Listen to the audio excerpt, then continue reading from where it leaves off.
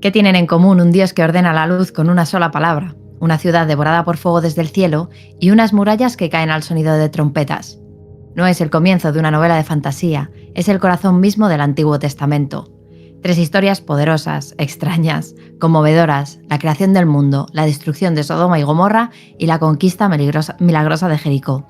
¿Qué nos están diciendo realmente estos relatos? ¿Son advertencias, metáforas o reflejos de un tiempo en que la palabra de Dios era más ruidosa que un trueno? Bienvenidos, es hora de que nosotros toquemos la trompeta que derrumba muros y abramos las puertas de estas viejas historias con ojos nuevos. Muy buenas, soy Álvaro Aparicio, escritor, me acompaña Diana Soriano, Juglar 2.0. Hoy nos vamos a meter en las profundidades bíblicas del Antiguo Testamento, pero antes de arrancar, algunos apuntes.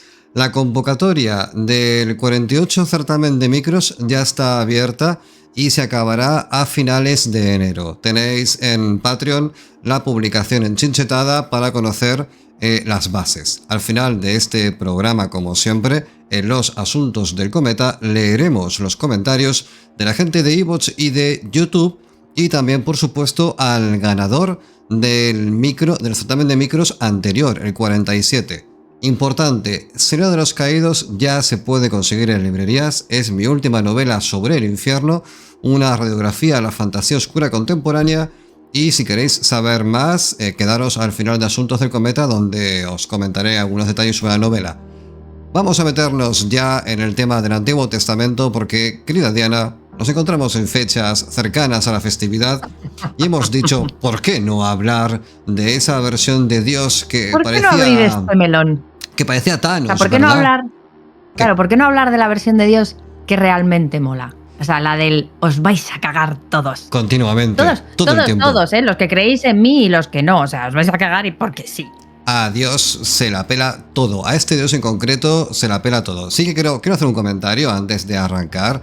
Y es que, por el amor de Dios, Montresor, que nadie se enfade, porque el tono desenfadado que vamos a emplear es el que utilizamos incluso para hablar de Borges, que es mi puto padre. Entonces, que nadie se enfade, que nadie diga, ay, esto no lo vais a hacer nunca con el mundo islámico, ¿verdad? Y cosas por el estilo, porque evidentemente esto es algo que estamos locos, probablemente lo hagamos también con el mundo islámico. Nos la pela, nos da igual. Esto es un programa diseñado por y para... Dígame usted, señorita. A ver, yo creo que como perra babilónica que soy, que lo eres, solo quiero dar este punto de vista. La historia es hermosa, es terrible, es verdad, pero hermosa. Es casi como follar cuando pones el follar en rayos X. Es horrible, pero al mismo tiempo probablemente es sí. hermoso. Imagínate una resonancia magnética. ¿Del follisque? Oh, wow. Oh, wow. Sí, tendría que ser. Quiero verlo. Bueno, da igual. No era de eso lo que queríamos hablar. Yo lo que quiero decir es que como persona que se considera contraria al dogma cristiano, o sea, porque cada uno, o sea, contraria, o sea, no creo, yo no soy creyente, pero culturalmente pues no me queda otra porque vivo en un país tradicionalmente cristiano. Yo, o sea, no voy a respetar ciertas cosas ni de una, o sea, de ninguna religión que no me represente. Vale. De ninguna. Vale. Entonces, dentro de eso, vamos a hablar de un lore que ha llegado a nuestros días, hasta nuestros días, porque mola, coño, porque mola mogollón. O sea, vamos a hablar de espadas de fuego, de gente resurgiendo de sus cenizas, o sea, cosas que dices, oh, wow, por favor, que alguien me haga una serie de esto. Que la han hecho, que de hecho que la han hecho muchas veces. Hay películas a punta pala sobre toda esta movida. A ver, respecto a lo que ha dicho pero bueno, Diana, yo creo desde el punto de vista épico. Pues, claro. Es épico, en plan raro. Es que es todo muy épico. Es la mejor novela de fantasía épica que hay en la historia. Y aparte es la primera. Respecto a lo que es el Antiguo Testamento y todo lo demás, aparte de ser la visión fundacional del mundo desde el punto de vista teológico cristiano, yo sí me considero cristiano, yo sí me considero una persona relativamente creyente. No voy a la iglesia, no voy a misa, no, aparte institucional no me representa, pero bueno, me parece que es una cosa que según cómo lo enfoques, puede sumar más que restar. Evidentemente, al final las cosas salen mal. Y luego tenemos casos, pone dando vueltas tapados y cosas por el estilo, pero no vamos a abrir Bueno, ahora mismo sus melones. como cualquier movida institucional que tiene poder, te va a corromper, porque ya lo dijo Gandalf, el poder corrompe y el poder absoluto corrompe absolutamente, da igual en qué lado estés. ¿Eso lo dijo Gandalf? ¿Segura que lo dijo Gandalf? Sí, lo dijo Gandalf.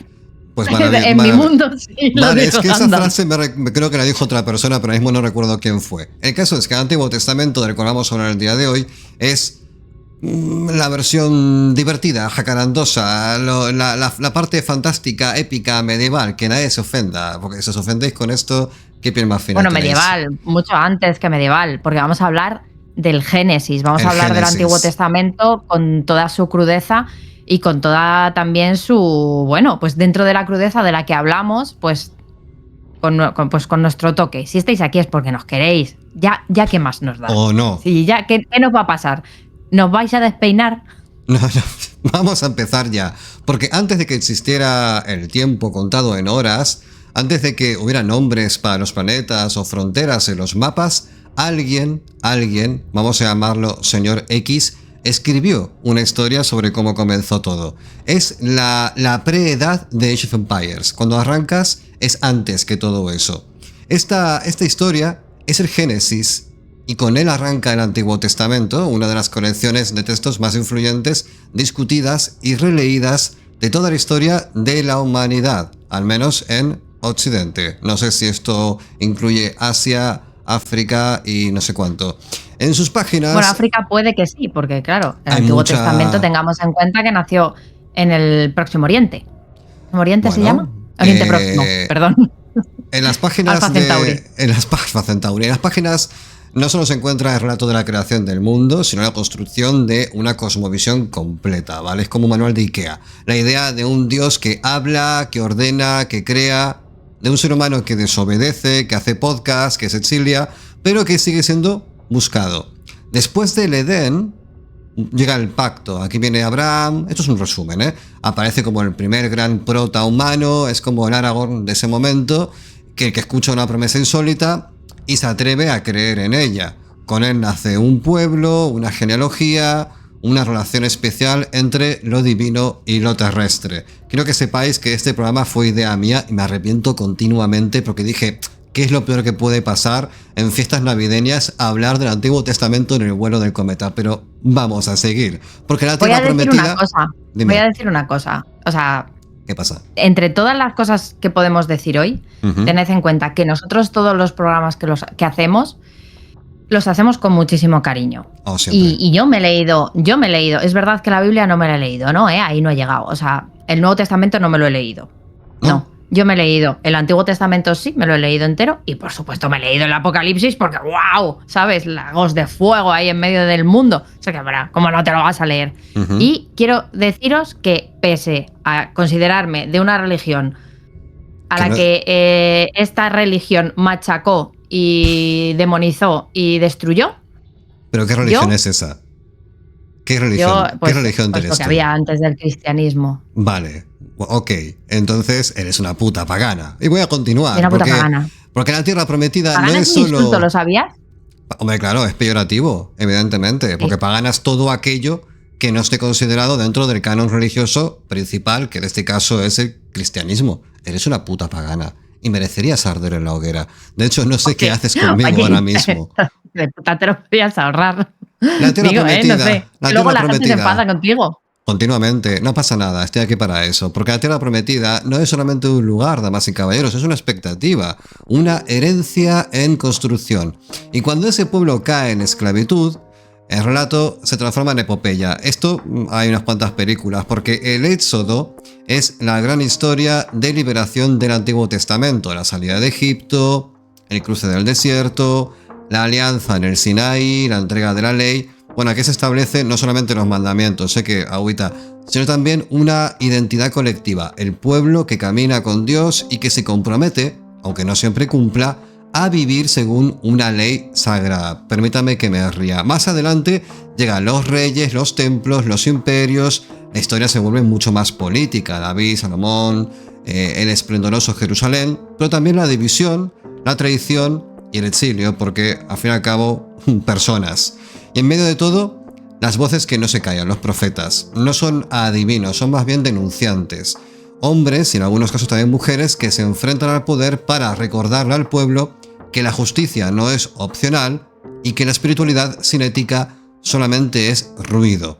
El Antiguo Testamento, más que un libro sagrado, es una biblioteca de géneros, de tonos y de preguntas. Es una narración viva que sigue interpelando porque en sus páginas no se habla únicamente de Dios, sino de cosas muy humanas como el miedo, el deseo, la pérdida, el poder, la esperanza y de todo lo que aún hoy nos sigue moviendo. Así que con eso vamos a avanzar al primer bloque y quiero dejar claro algo que repito mucho en el taller de literatura, en la Academia Oscura. Es que todo está escrito ya. En el Antiguo Testamento ya aparecen todas las emociones que construyen las historias. Todo aquello que conforma un conflicto humano en movimiento. Está todo aquí. Es la base, pero bueno, que de todo. Tampoco fueron los primeros en escribirlo. Por Me refiero, que ya incluso antes. Hay una frase que a mí me encanta, no sé si la he inventado yo, es posible que sí, pero me gusta mucho decirla, es nada nuevo desde la ciudad de Ur. Nada nuevo. En Ur ya había corrupción, en Ur ya había robos, en Ur ya había... Que el ser humano lleva siendo ser humano desde que es humano, ya está. Qué bonito, qué profundo. Y con esto pasamos al primer bloque. Diana, ¿qué es el Génesis? El Génesis abre la Biblia como si se tratara del telón levantándose sobre un escenario cósmico. Wow. Lo que se cuenta no es simplemente la creación del mundo, sino la instauración del orden, el sentido y la identidad humana. En el principio creó Dios los cielos y la tierra. Es probablemente una de las frases más reconocibles de toda la literatura universal. Pero más allá de su fama, ¿qué cuenta realmente el Génesis? Pues cómo lo hace. Estaba Dios un día sentado y dijo, ¡uf, qué pereza, llevo toda la vida aquí haciendo nada! ¿Y por qué ha calado tan profundamente en el imaginario colectivo?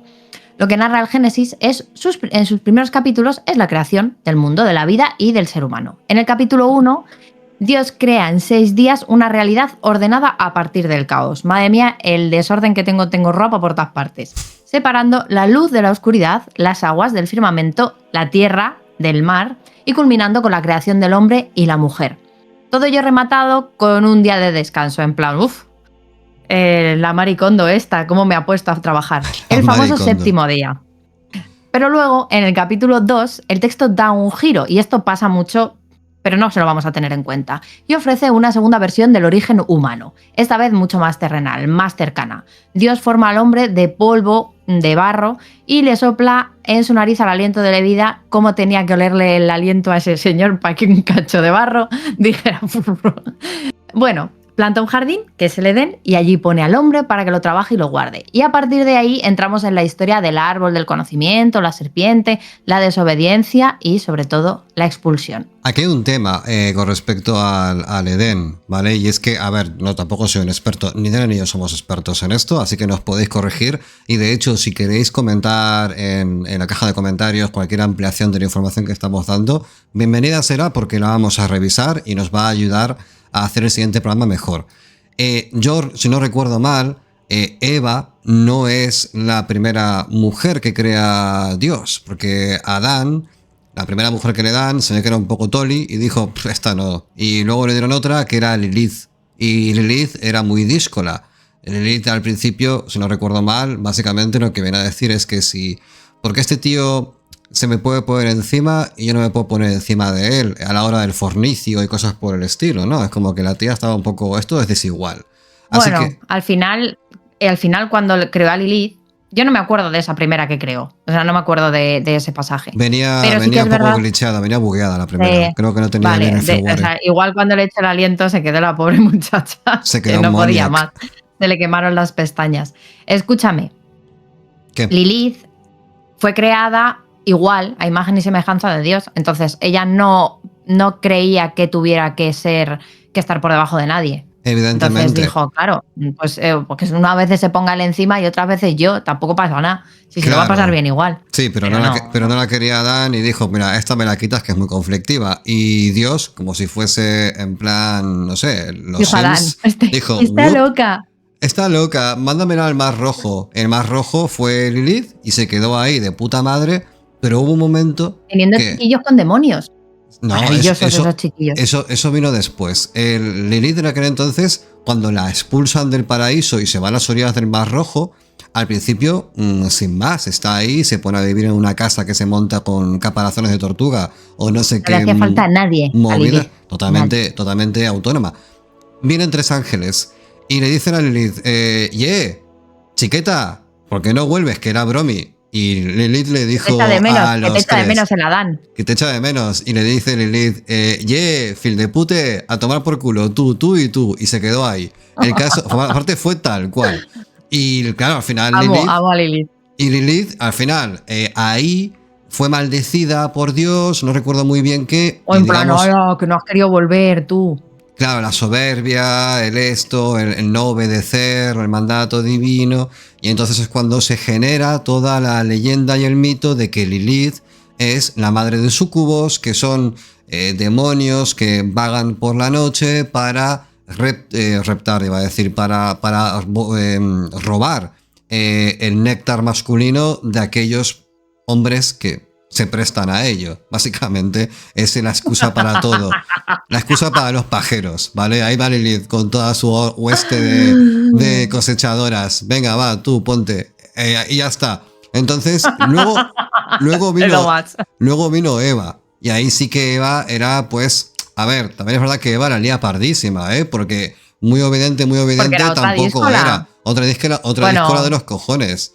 Escucha, yo también hubiese mordido una manzana, ¿vale? Quiero decir, está ahí. ¿Para qué la pones ahí?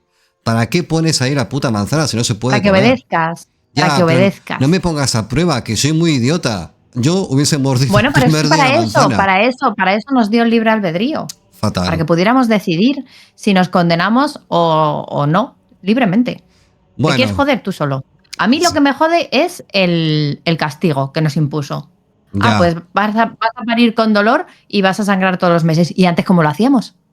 Nos salía el niño como así. Era como un download de Firefox. Aparecía arriba a la derecha, le das clic y estaba la carpeta de descargados. Ya está. Así nacían los críos antes. Bueno, todo esto que hemos comentado del Antiguo Testamento, del Génesis, el paraíso y todo lo demás, bueno, en fin. El Génesis como tal, este doble relato, uno más cósmico y otro más antropocéntrico, no solo plantea dos estilos narrativos distintos, sino también dos visiones complementarias.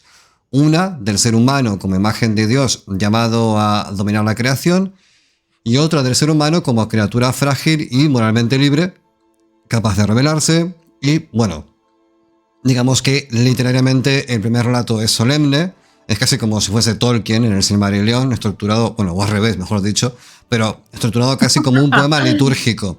Y dijo Dios, y fue la tarde y la mañana, y vio Dios que era bueno, pues un ritmo repetitivo y ritual. Es muy ceremonioso, es una ceremonia, ¿vale?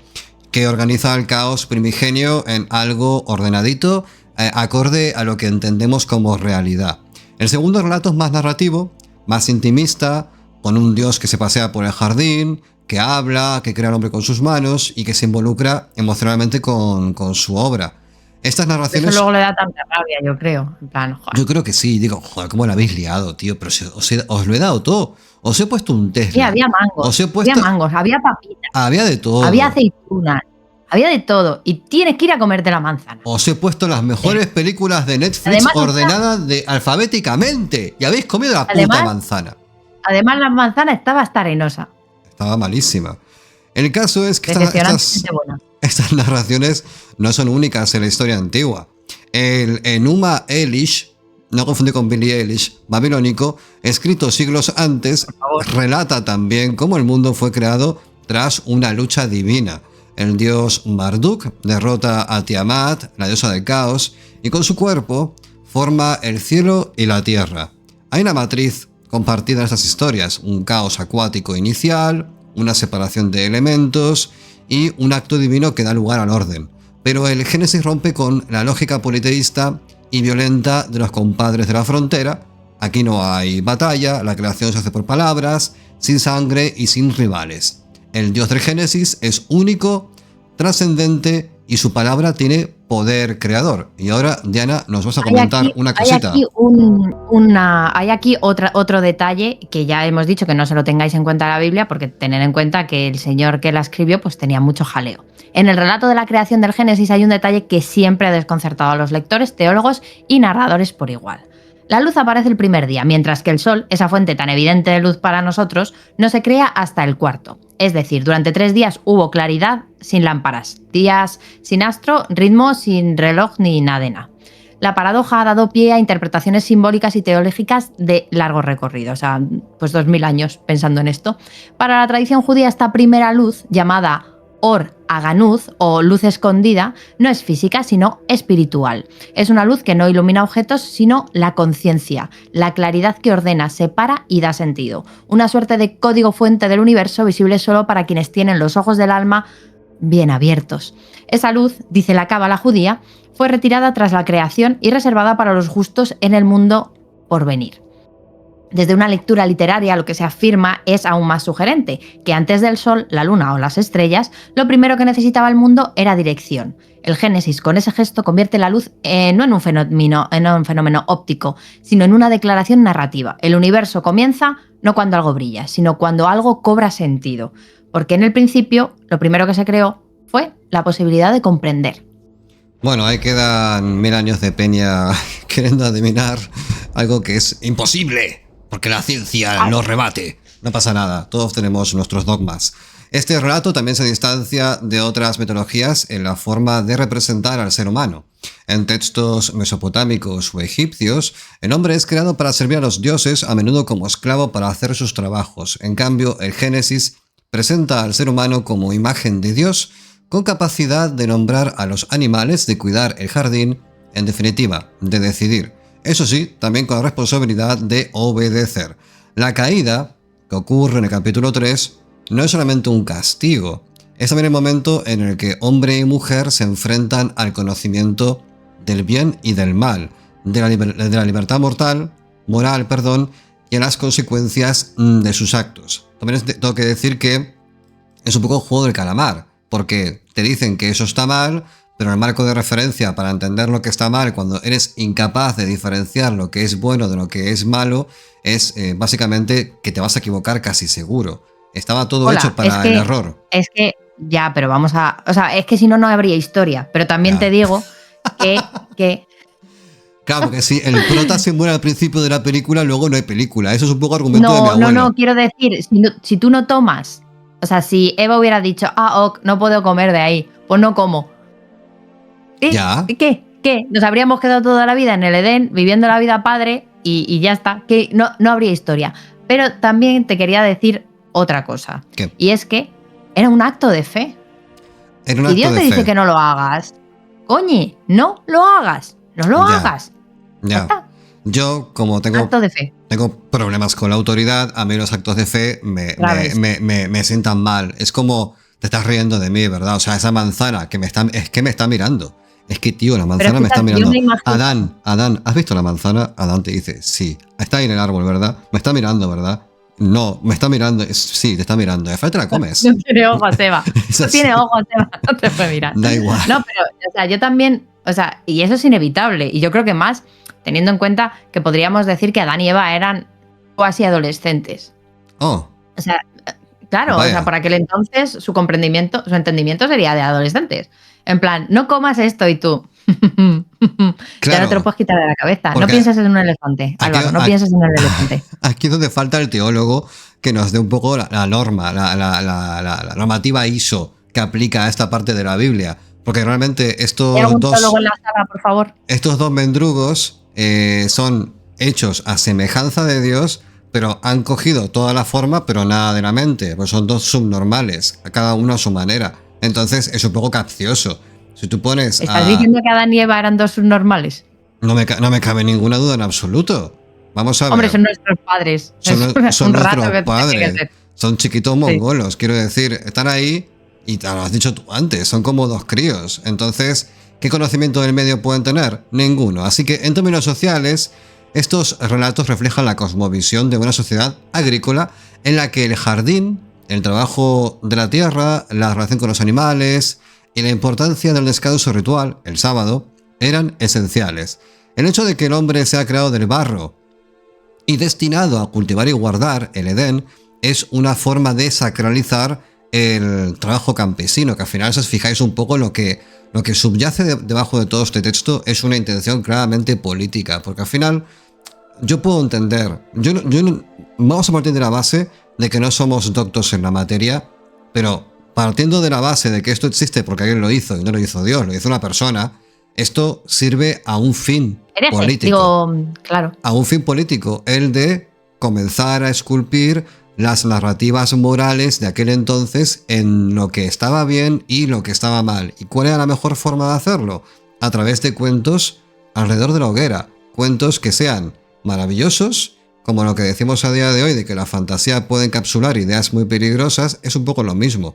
Aquí tenemos una serie de doctrinas morales y sociales de convivencia muy establecidas en las cuales se comienza un poco a terraformar la mente de la gente que por aquel entonces tenía acceso a estos discursos, no a los textos, porque leía muy poquita gente, pero aquellos que sí podían leer y sí predicaban la palabra, al final generaban una marea de comportamiento social que es un poco lo que ejercía de ley, porque eso es un debate que quiero tener después al final y que me gustaría que la gente en los comentarios también participara, y es respecto a la necesidad de métodos de control cuando es humanamente imposible hacer una gestión moral de la sociedad. Es decir, tú no puedes evitar de ninguna manera que existan delitos o asesinatos, es imposible, siempre van a suceder, forma parte de nuestras pulsiones y no somos perfectos, así que siempre va a suceder, pero cuando no hay ni atisbo de consecuencia, eso da mucho miedo, ¿eh? Quiero decir, la idea de que tú puedas salir por la calle, te puedan violar y no pase nada, que sea como normal, da mucho miedo. Entonces, toda esta estructura, este discurso filosófico, espiritual, moral, que aparte lo decía antes Diana con mucho acierto, es un acto de fe. Tú no puedes decirle a un violador, es que si pasa esto, pasa lo otro, porque lo otro que va a pasar, que Dios va a bajar y te va a dar un guantazo, nunca va a suceder. Entonces, tienes que trabajar con la imposibilidad a través del miedo. O sea, luego lo elaboro, ¿vale? Porque es un poco complejo. Pero otro elemento propio de su tiempo... Yo solo para daros un poco de contexto histórico, es que el Antiguo Testamento fue como recopilado entre el siglo XIII y el siglo II antes de Cristo. O sea, poneros un poco en contexto del mundo en general, hace... No quiero ni pensar la tela de años. Entonces, su forma final en hebreo se habría fijado entre los siglos II y I antes de Cristo. Pues así, para que nos hagamos una idea. Pues otro elemento propio de su tiempo es la figura de la mujer. En el caso de Eva y las que hubieron antes de Eva, no sé si fueron parecidas o no, pero bueno, creada a partir de una costilla del hombre, presentada como ayuda idónea y asociada tradicionalmente con la entrada del pecado. Aquí tengo también una teoría nacida de mi propio acervo personal, y es que, como todo esto ha sido siempre escrito por tíos, pues al final, tíos muchas veces, que a lo mejor eran un poco los incels de la época, no sé, a lo mejor me estoy columpiando, pero esto de pensar y asociar la mujer al pecado es como, me la quiero follar pero no me deja, es mala. Bueno, aunque esa interpretación ha sido muy discutida y reinterpretada, el texto ha influido durante siglos en las ideas sobre género, culpa y poder, porque al final, si a día de hoy, vale, tenéis una abuela de 90 años, su concepción de la sexualidad repleta de tabús deriva de forma directa de la ideología cristianizada del sexo, en el cual ten cuidado, te quedas preñada, muchos hijos no se pueden cuidar, y al final, de un modo muy espiritual, haces un control de población para que no acabe todo el mundo en la mierda. Es un poco complejo, ¿vale? Pero bueno, lo que más ha calado en el imaginario colectivo... ¿Qué pasa? ¿Qué he dicho? Un Murloc, nada. Murloc opinando. Lo que más ha calado en el imaginario colectivo, sin duda, es la imagen del Edén. el paraíso perdido, un lugar de armonía, bueno, un sitio maravilloso previo al fallo del sistema. La serpiente, el árbol del bien y del mal, la manzana, aunque en el texto nunca menciona ninguna manzana, simplemente un fruto, ¿vale? No sabemos muy bien qué fruto puede ser. Hemos dado por hecho que era una manzana porque patata. A lo mejor es un kiwi. ¿Te imaginas que la fruta del pecado es un puto kiwi? Es como decir, O te imaginas, sí, que está ácido. Ah, un pomelo. Es como decir, pero Eva, Pomelo. por favor, ¿para qué te comes un pomelo? Están malísimos. Bueno, Pero, oye, pues no sé, porque no sabía cómo estaba.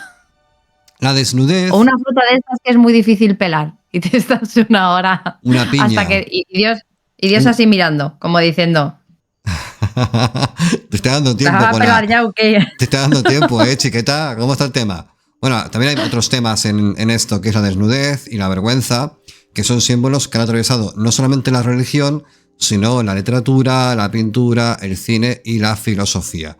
La expulsión del paraíso es quizás una de las metáforas más potentes sobre la condición humana. Nacemos con nostalgia de un lugar que intuimos perfecto y del que fuimos echados por querer saber demasiado.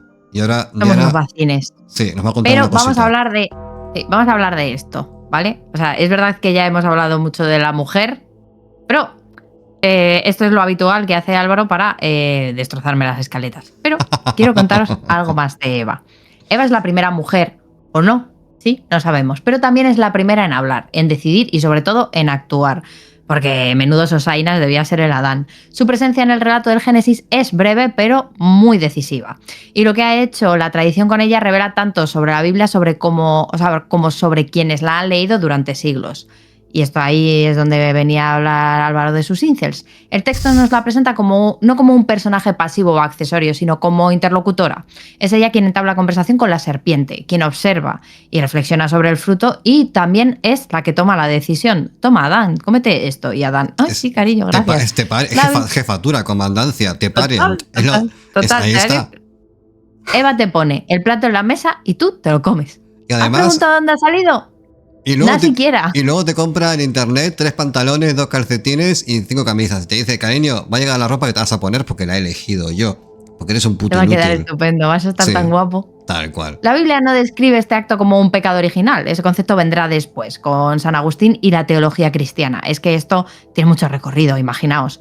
Sino como un punto de inflexión en la historia humana. El paso de la inocencia a la conciencia, del Edén al mundo. Sin embargo, el peso simbólico de su gesto fue reinterpretado a lo largo de los siglos como desobediencia, debilidad, tentación. Eva se convirtió en arquetipo de error femenino, de la carne que arrastra al espíritu, del peligro de la autonomía. Fue reducida no tanto por el texto, sino por siglos de exégesis patriarcal, a un estereotipo que justificó la subordinación de la mujer en todos los órdenes, religioso, legal y familiar. Su papel como ayuda idónea fue leído no como complemento, sino como subordinación. Ayudar, pues, en fin. Su procedencia de la costilla de Adán se usó como argumento de dependencia ontológica, ignorando que en el mismo texto Adán reconoce en ella una igualdad radical. Hueso de mis huesos, carne de mi carne. Claro que sí, guapi. Pero hay otra Eva, menos difundida y bastante más profunda, la Eva cuyo nombre significa vida, que es Yahvá en hebreo, la que en medio del exilio se convierte en madre de todos los seres vivientes, la que representa el principio de la historia humana fuera del paraíso con todo lo que eso implica. O sea, el padre ausente Adán, número 1, debía ser latinoamericano. Oye, dolor, trabajo, libertad. Gravísimo, no le hagas caso, Yo soy latinoamericano y yo sé que es mentira. Gravísimo. En fin, la cara que he puesto. Bueno, y quizá por eso, cada vez que volvemos al Génesis, la figura de Eva sigue interrogándonos. No porque tenga todas las respuestas, sino porque efectivamente fue la primera en hacerse las preguntas.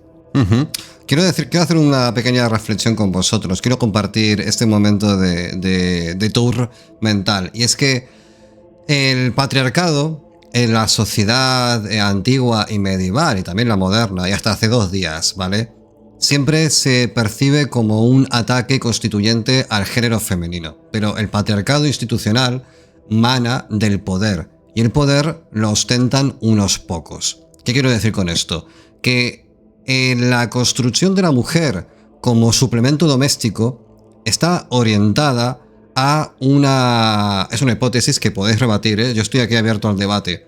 está orientada al aumento de la población, con el fin de que el hombre campesino, el hombre de clase media baja, esté destinado primero a trabajar y luego a servir de carne de cañón en las batallas que los hijos de puta que esgrimían estos discursos continuamente estaban estructurando. Es decir, cuando hablamos de que la mujer ha de ser una dependencia o un apéndice del hombre, lo que se busca es que el hombre sea carne de cañón para las batallas de conquista y poder de unos pocos, mientras que la mujer se encargaba, dado su rol secundario, de mantener los hogares para que la producción de seres humanos no parase, ¿vale?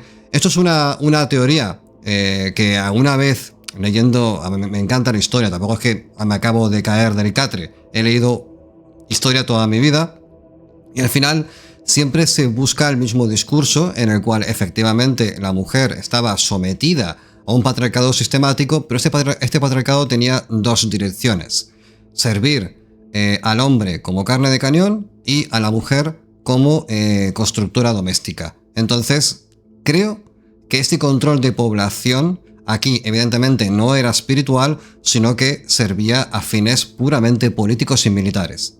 Dicho lo cual, el Génesis no es un tratado científico ni un documento histórico, es una relación profundamente simbólica que articula preguntas universales como ¿de dónde venimos? ¿Por qué existe el mal? ¿Qué nos distingue como humanos? ¿Hay un sentido último en la existencia? Que una cultura milenaria tratara de responder a esas preguntas con una prosa tan rica y estructurada y que lo hiciera a través de mitos que aún hoy resuenan, dice mucho del poder de las palabras para crear realidades, y con esto me retrotraigo a cuando hablábamos de esculpir el paisaje espiritual, moral, filosófico y social de la civilización en buena medida occidental. Porque en el principio, como recuerda el texto, no fue la materia, ni la fuerza, ni la lucha, fue la palabra, el verbo. Dicho esto, antes de meternos con el primer bloque de lecturas, os voy a recordar que si estáis buscando un taller de terror verdadero, taller de escritura, tenéis la Academia Oscura, tanto en el Patreon del Vuelo del Cometa como también información en alvaraparicio.net. La próxima clase, que va a ser el martes que viene, martes 23 a las 20:15 hora Península España, va a ser una combinación de el folclore navideño con el Krampus en primer plano y el slasher con los adolescentes. Vamos a juntar todas las piezas para hacer una serie de ejercicios atendiendo por supuesto a los principios teóricos de qué es el slasher, de cómo se dinamizan personajes adolescentes, de cómo se puede ingestar el mito del Krampus dentro de una obra narrativa moderna, etc. Todo eso, 2 horas de clase, con básicamente la gente lo que hace es venir y salir con un texto escrito. Así que, si queréis un taller de terror verdadero, uniros a la Academia Oscura. Dicho esto, vamos a meternos ahora con la primera lectura de la noche. Diana, cuando quieras, por favor. En el principio creó Dios los cielos y la tierra estaba desordenada y vacía, y las tinieblas cubrían la faz del abismo, mientras el Espíritu de Dios se cernía sobre las aguas. Y dijo Dios: sea la luz. Y fue la luz. Y vio Dios que era la luz buena, y separó Dios la luz de las tinieblas. A la luz llamó día, y a las tinieblas llamó noche. Y fue la tarde y la mañana, el primer día. Y luego dijo Dios: haya un firmamento en medio de las aguas que separe unas aguas de otras. Y así fue. Dios hizo el firmamento y separó las aguas que estaban debajo del firmamento de las que estaban encima. Al firmamento lo llamó cielo, y fue la tarde y la mañana, el segundo día. Y dijo Dios: reúnanse las aguas debajo del cielo en un solo lugar, y descúbrase lo seco. Y fue así. A lo seco llamó Dios tierra, y a la reunión de las aguas, mares. Y vio Dios que era bueno. Me ha gustado mucho lo de... ¿y descúbrase lo seco? Va, muchacho, descúbrase ahí. Bueno, el caso es, escucha, damas y caballeros. Hay un relato de China, ¿cómo se llama este autor? China Miéville. Sí, que es sobre la Torre de Babel, y es que efectivamente la bóveda del cielo está cerrada. Ese es Ted Chiang. No China Miéville. Bueno, vale. Ese, Techan. Vale, sí, pues eso, Techan. Está cerrada y cuando se ponen a picar, claro, ahí hay otro mar sobre nuestras cabezas. Nos encanta Techan, algún día haremos un programa, porque aparte hemos leído hace no mucho los cuentos del compendio este de Exhalación, ¿era? ¿Era Exhalación lo que hemos leído? Si es que te lo leí y te lo pasé a ti, era ese, ¿no? Creo que sí, no me acuerdo. Pasa palabra. Bueno, si el Génesis es la historia del inicio, Sodoma y Gomorra son el punto de quiebre. Allí, donde se tensan las cuerdas de la libertad humana, la moral sucia y el juicio divino. Este relato, contenido en los capítulos 18 y 19 del Génesis, ha quedado grabado en la tradición occidental como el paradigma del castigo divino por la corrupción total. Pero, como suele ocurrir en los grandes relatos, hay mucho más en juego que fuego y azufre. De hecho, toda la historia de Sodoma y Gomorra, sumado también, por supuesto, a la obra pictórica que hay alrededor, creo que las obras más impresionantes que hay, desde mi ignorancia dentro de lo que es el arte en general, son las que más impresionan, porque digamos que estoy seguro de que un historiador del arte tendrá mucho más que decir que yo, pero en base a lo que yo he investigado por mi parte, estas exploraciones son tan oníricas que rompen totalmente con el realismo, y cuando ves esos cielos envueltos en fuego o esas rocas suspendidas en lo antigravitatorio de un momento de colapso, a mí se me va la cabeza. Es que me parece terrible y maravilloso a la vez cómo alguien en aquel entonces, a partir de textos, pudo representar visualmente algo así. Porque a día de hoy... Te lo digo yo. Dígame usted. No había otra cosa que hacer. También es verdad. Todo comienza con una conversación entre Abraham y Dios, uno de los pasajes más humanizantes de la Biblia. Dios, que entra en el servidor, revela que está a punto de destruir Sodoma porque el clamor contra ella es grande y su pecado gravísimo. Y Abraham, lejos de quedarse callado, se convierte en abogado de la humanidad y le dice: bro, ¿destruirás al justo junto con el impío? Es su pregunta. Y así comienza una especie de negociación. ¿Y si hubiera 50 justos? 45, 30, 20, 10. Es un momento extraordinario donde la justicia divina se ve confrontada con el sentido común humano y donde Dios parece dispuesto a ceder. Pero no hay... Cosa rara, ya te lo digo. Pero es que no hay ni siquiera 10 justos. Qué mal lo habéis hecho, hijos de puta, que ahí no hay ni 10 personas que valgan la pena. Pero ¿cómo lo habéis liado tanto? Escucha, pues, a ver, es que ellos en principio pues no tenían tampoco directrices, pues viven la vida, ¿qué quieres que te diga? Tampoco vamos a estar aquí agobiados, pues nadie nos ha dicho cómo tenemos que ser, pues vamos viviendo, fluimos. Eso era como un club swinger las 24 horas, 24/7, todo el tiempo. Sí, pero un club swinger bien o un club... El club swinger mal, sigamos. La escena se traslada entonces a Sodoma, donde dos ángeles, llegan disfrazados de viajeros. Lot, el sobrino de Abraham, los recibe en su casa. Lo que sigue es casi una escena de terror. Los hombres de la ciudad rodean la casa y exigen que los visitantes les sean entregados. Lot dice: a ver, colega, que el primo ha venido a mi casa, ¿qué te pasa? Así que se niega y ofrece, en un giro estremecedor, porque claro, cagas. Vamos a pensarlo fríamente. Si te llega un extraño a tu casa, te viene la gente del pueblo y te dice: dame al loco que tienes ahí dentro, lo más normal, lo que todos haríamos es entregar a nuestras hijas, que fue lo que hizo Lot.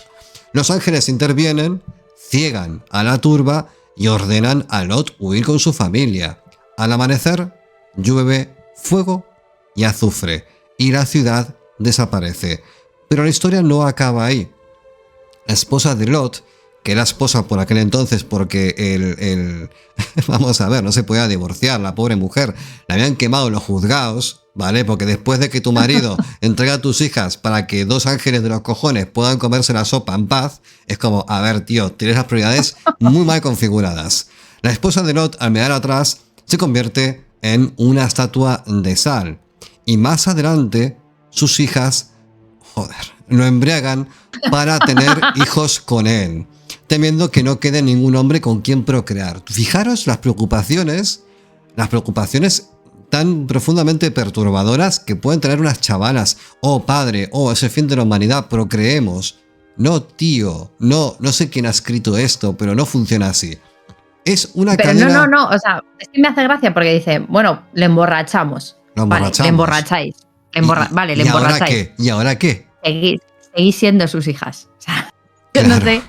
O sea, estaba inconsciente. ¿Qué habéis hecho con ese hombre? Si eso no tenía que funcionar nada. O sea, le habéis dejado inconsciente. ¿Cómo? La pregunta a mí que me expliquen. La pregunta es ¿cómo? Como no sea un abracadabra muy raro y muy extraño. Era un club swing. Bueno, por aquel entonces igual el vigor de los hombres...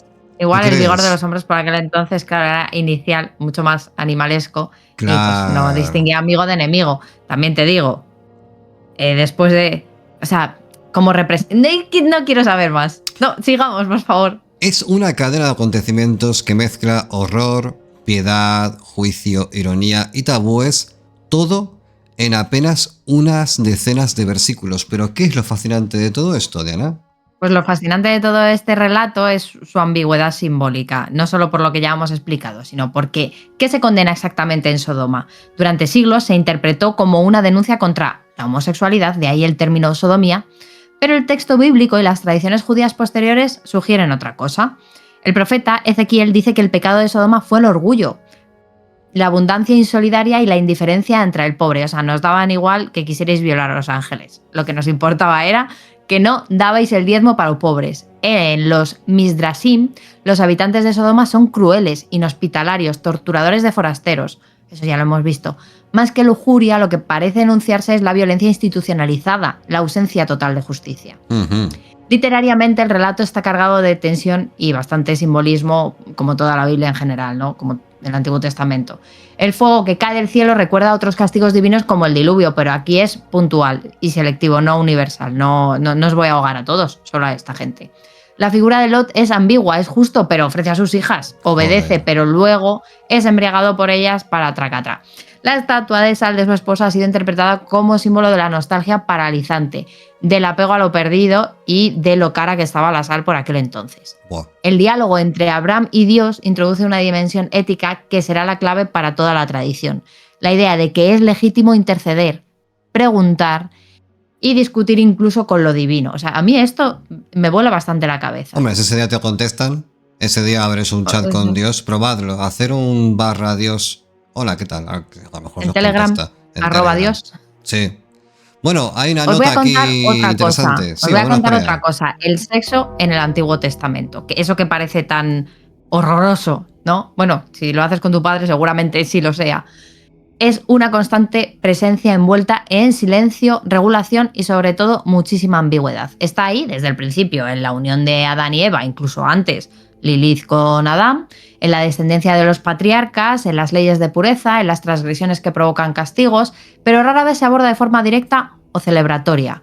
Más que exaltado o condenado, el sexo es, sobre todo, muy controlado. Ahí está.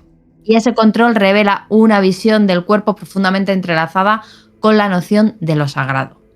En las leyes del Levítico lo regulan todo. Cuándo, cómo y con quién puede haber relaciones sexuales. El ciclo menstrual, el semen, los fluidos, la desnudez, todo es potencialmente impuro si no se sitúa dentro del marco de la ley. La sexualidad no es privada, sino ritual, comunitaria, incluso con una importancia cósmica. No es casual que las prohibiciones sexuales se asocien a menudo con el orden de la tierra prometida, como si el desorden del deseo pudiera contrariar al territorio mismo. En algunos textos, la idolatría se describe usando el lenguaje sexual, prostitución espiritual, adulterio con dioses ajenos. Wow. Maravilloso todo. Sin embargo, también hay destellos de sensualidad. En el Cantar de los Cantares, poema atribuido a Salomón, celebra el deseo entre un hombre y una mujer con imágenes naturales y eróticas sin tapujos. Es un libro que ha desconcertado a exégetas durante siglos porque parece disfrutar del amor carnal sin necesidad de justificación teológica. No lo hacemos para ensalzar a Dios, lo hacemos porque da gustico. Y aunque se ha leído como alegoría del amor entre Dios e Israel, su contenido literal sigue ahí. Dos cuerpos que se buscan, que se nombran con ternura y que se desean sin culpa. El Antiguo Testamento no reprime el sexo, es verdad, pero tampoco lo exalta nunca. Lo trata como una fuerza poderosa ambivalente, que puede construir o destruir, purificar, contaminar, bueno, en fin. Pero eso, más que tabú absoluto, lo que nos devuelve es una constante, el intento de domesticar el deseo dentro de una cosmovisión donde cada acto tiene consecuencias espirituales. El cuerpo, como templo, debe ser habitado con temor. Yo quiero decir que para mí la Biblia es la constitución universal de la antigüedad. Entonces todo lo que emana de la Biblia son directivas de comportamiento, vestidas de historias y fábulas no pone animales, pero bueno, ya me entendéis, parábolas. Desde el punto de vista cultural, Sodoma se convierte en una advertencia. La hospitalidad, valor fundamental, sobre todo en el antiguo Oriente Próximo, es la gran prueba fallida. La ciudad representa el colapso de los vínculos sociales, la inversión del deber sagrado, de cuidar al extranjero. En este sentido se parece a otros relatos universales, como la historia de Filemón y Baucis, en la mitología griega, donde los dioses castigan a quienes niegan hospitalidad y premian a los que la ofrecen. Y esto me recuerda un poco también al origen del hombre lobo, del licántropo, ¿vale? Que tiene un poco de relación con la falta de hospitalidad. Licaón. Algún día hablaremos de todo aquello. Bueno, si queréis, ese capítulo, o sea, esa clase ya está en Academia Oscura. Sí, la tuvimos si queréis saber hace más. 3 meses, hablamos sobre el origen del hombre lobo y exploramos la parte antigua griega en la cual habla justamente de que todo tiene relación con la falta de hospitalidad.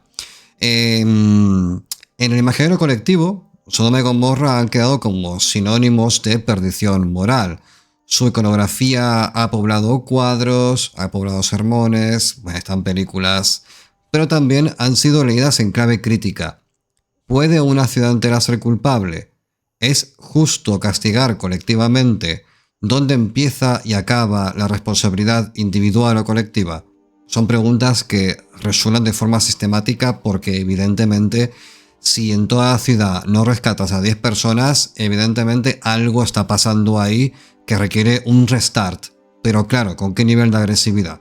Finalmente, este relato refleja también tensiones sociales de su tiempo, la desconfianza hacia las ciudades, vistas como focos de corrupción frente a la vida seminómada de los patriarcas, el lugar precario de las mujeres, la centralidad de la hospitalidad como orden sagrado y sobre todo la idea de que el mal no es solamente una decisión individual sino una dinámica colectiva capaz de atraer consecuencias devastadoras.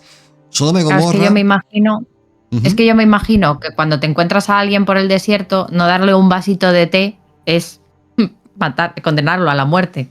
Es que claro... Entonces, claro, o sea, lo puedes entender. Es que tienes mucha razón con lo que acabas de decir, porque no podemos hacer las lecturas, la hospitalidad a día de hoy, que alguien entre en tu casa, pues un random, salvo que esté muy mal, no lo vas a dejar pasar, evidentemente. Nos hemos convertido en ese sentido... Yo creo que si está muy mal, cuando menos. Cuando menos. O sea, ha cambiado mucho, pero en aquel entonces, y con esto también digo que he leído esta misma tarde un cuento de Jack London que se llama To Build a Fire, haciendo una hoguera, no sé, lo leí en Ciudad Seba.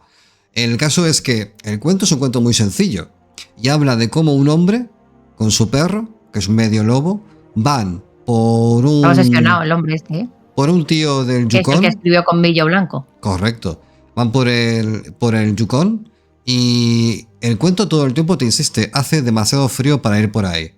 Hacen menos de 50 grados y cada vez que pasan 5, 10, media hora, una hora, la temperatura va bajando. Entonces el cuento te dice, va a llegar un momento en el cual el mero hecho de que te mojes un pie en un charco, porque hay arroyuelos subterráneos que generan cambios de temperatura, donde tú ves un suelo sólido, en verdad es una marisma que vas a pisar, el hielo se va a quebrar y te vas a mojar el pie. ¿Y sabes lo que va a pasar? Que lo vas a perder. Vas a perder el puto pie. Entonces el cuento lo que te habla es la inmensa fragilidad humana de un hombre que no puede encender una hoguera para sobrevivir, porque depende de hacer este acto con la cerilla para poder encender un fuego y no puede porque tiene las manos tan entumecidas.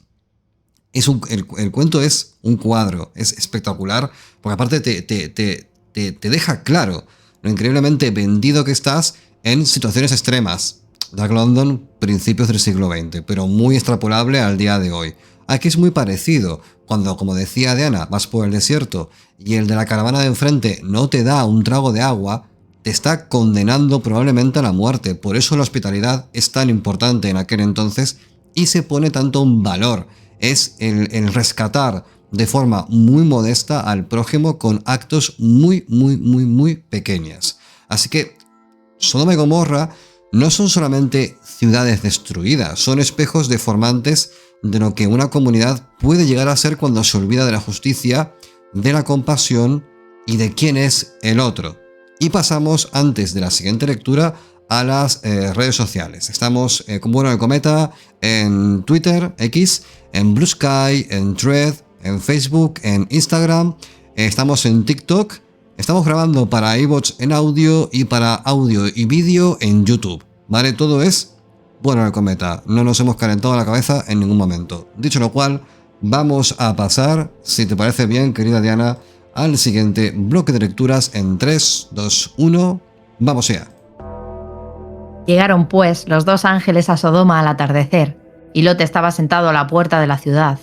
Cuando los vio, se levantó a recibirlos y se inclinó rostro en tierra, y les dijo: «Por favor, señores míos, venid a casa de este siervo vuestro, pasaos la noche y lavaos los pies, y por la mañana seguiréis vuestro camino». Ellos respondieron: «No, pasaremos la noche en la plaza». Pero Lot los instó con insistencia, y fueron con él, y entraron en su casa. Les preparó un banquete, coció panes sin levadura, y comieron. Pero antes de que se acostaran, los hombres de la ciudad, los varones de Sodoma, desde el más joven hasta el más anciano, todo el pueblo sin excepción, rodearon la casa. Llamaron a Lot y le dijeron: «¿Dónde están los hombres que han venido esta noche a tu casa? Sácalos para que los conozcamos». Entonces Lot salió a ellos a la entrada, cerró la puerta tras de sí y dijo: «Os ruego, hermanos míos, no hagáis tal maldad. Mirad, tengo 2 hijas que no han conocido varón. Os las sacaré fuera y haced con ellas como bien os parezca, pero no hagáis nada a estos hombres, pues han venido a refugiarse bajo mi techo». Prioridades clarísimas, el colega. Me ha recordado un poco a Soy Leyenda. Ese momento. momento. Vaya par de huevos, colega. Sí, es contrastes, un poco paradoja. Este Lot habría que hacer un análisis psiquiátrico de qué está pasando ahí. Hemos llegado, damas y caballeros. Algo sabía Lot que nosotros no. Desde luego te lo digo. Madre mía, las hijas, tú, qué baratas le salían. Así llegamos a Jericó, damas y caballeros, el primer muro que cae en la tierra prometida. La Biblia lo narra como un acontecimiento milagroso, estratégico y profundamente ritual. No fue una batalla convencional ni una conquista por las armas, sino una ceremonia de fe. Josué, sucesor de Moisés y nuevo líder del pueblo hebreo, recibe directrices muy precisas. Rodear la ciudad durante 7 días, en completo silencio, con el arca de la alianza al frente y 7 sacerdotes tocando 7 trompetas. El 7º día debían dar 7 vueltas y, al sonar las trompetas, todo el pueblo debía gritar. Entonces, dice el texto que el muro se derrumbó. Este relato... Taplón. Tiene la estructura de una liturgia en movimiento. Todo está marcado por la repetición y el número 7. Símbolo bíblico de plenitud, de ciclo cumplido, de acto perfecto. A mí la numerología, la verdad es que me genera muy poco respeto. Así que el hecho de que todo sea 7 me parece casi como un número. Pero yo te diría que es más. Pero yo te diría que es más simbólico. O sea, me refiero, evidentemente, a mí la numerología no me computa. ¿Quién cree la... No me computa, no me compila. Esto no me compila con fuente, hijos. No. Una vez llamé a un señor para darle una cita y le di el día de la cita y dijo que era la misma hora, o sea, el mismo número de su calle. Uh-huh. Entonces, claro, el señor vio el patrón y dijo: fíjate, es el destino. Y yo dije... La gente no ve las señales. Le seguí totalmente el rollo, tengo que decir. Es que eres una hija de puta, también te digo, alimentando esquizofrenias paranoides. El caso es que los patrones muchas veces son la respuesta más fácil a temas muy complejos que probablemente nunca entendamos. Entonces, en buena medida... El azar o la casualidad, ¿no? Es horrible, no queremos vivir en incertidumbre perpetua. A mí me encanta la incertidumbre. Yo he abrazado que imaginemos a Sísifo feliz. ¡Ja! ¡Que se joda! Pero Sísifo no tenía ningún tipo de incertidumbre, sabía que iba a volver a caer la roca. ¿Sí? Y que mañana la iba a tener que volver a empujar. No había ninguna incertidumbre. Y es absurdo, pero probablemente dentro de esa absurdez dijo, vale. Bueno, él estaba tranquilo. Estaba muy tranquilo. Bueno, el cuento relato, tiene la estructura de una liturgia en movimiento. Hablamos de Jericó. Todo está marcado por la repetición y, como decíamos ya antes, el número 7, símbolo bíblico de plenitud. Bueno, aquí, lo que se impone aquí no es la fuerza militar, sino la obediencia al mandato divino, la fe colectiva y el poder de la acción ritual. Desde el punto de vista estrictamente literario, la escena tiene un ritmo hipnótico, vuelta, silencio, trompetas, grito, caída, como si el texto mismo imitara el movimiento circular de la procesión. La muralla no cae por catapulta, sino por la resonancia de lo que están haciendo. ¿Diana? Desde el punto de vista narrativo, la caída de Jericó opera como clímax de una tensión acumulada durante todo el libro de Josué.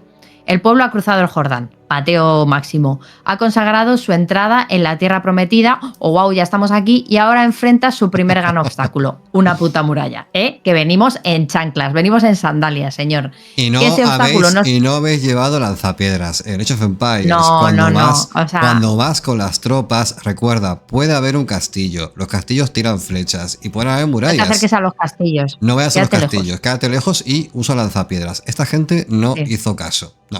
No. Que ese obstáculo no se resuelva con violencia directa, sino con un ritual insistente y casi teatral, es decir, como matar a un cerdo a pellizcos, vueltas, trompetas, gritos, acentúa el mensaje. La tierra no se conquista con espadas, sino con fidelidad. Lo que se pone a prueba no es el músculo, sino la fe, como siempre. La conquista no comienza con una carga, sino con una procesión. En fin, y sin embargo, lo que viene después es brutal. El texto no escatima, se habla del exterminio total de fuego, de maldiciones, todo. Jericó es puesta bajo Jerem, lo que implica su destrucción absoluta y su consagración total a Dios, es decir, quemarla hasta los cimientos. Nada debe quedar. ¿Me está sonando algo? ¿Me quiere sonar algo a la actualidad? Ni siquiera el botín es permitido. Todo lo valioso debe ir al tesoro sagrado. Nada para ti, todo para Dios. Esta lógica, incomprensible para la sensibilidad moderna, estaba profundamente arraigada en el imaginario de las culturas antiguas. El enemigo derrotado no era simplemente vencido, debía ser borrado absolutamente de la faz de la historia, para que el lugar pudiera ser purificado y consagrado a este nuevo orden. A ver, uno puede ser amigo de su ex, hace falta llegar a este punto. ¿Cómo? ¿Qué? Bueno, aquí se introduce otro elemento que tensiona... No somos amigos ni nosotros, vas a ser amigo de tu ex. Bueno, lo puedo intentar. ¿Qué? Aquí se introduce... ¿A ser amigo mío? No lo creo. Querida Diana mía, querida Diana Soriano, Diana Soriano Martín, Nabrender.la, aquí se introduce otro elemento que tensiona el cuento. Rahab, prostituta, mujer, cananea, vive dentro de Jericó, pero acoge en secreto a los espías enviados por Josué. Les protege, miente por ellos y negocia su supervivencia. Cuando llega el día de la destrucción, su casa, señalada con un cordón rojo, es respetada. Rahab y su familia sobreviven. Su historia se cuela en medio del relato del juicio total como una excepción desconcertante. En un mundo donde todo debe ser arrasado, una mujer marcada por la marginalidad es salvada por su gesto de lealtad y de fe. El texto no solo la justifica, sino que aparte la honra. Más adelante la genealogía de David la incluirá como antepasada. El Nuevo Testamento la menciona como ejemplo de fe.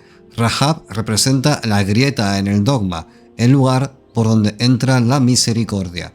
El simbolismo... Bueno, depende de quién lo cuente, porque si lo cuentan los de Jericó, pues es su puñetera madre, ¿sabes? Eso te iba a decir. El simbolismo de los muros que caen ha perdurado con fuerza y no es difícil entender por qué. A nivel narrativo, la imagen de una ciudad fortificada que se va a la mierda con el sonido de unas trompetas y un grito colectivo es, vamos, es que meterme ya este superpoder en el World of Warcraft. A nivel teológico, encarna la idea de que no hay fortaleza... Es Furrodá.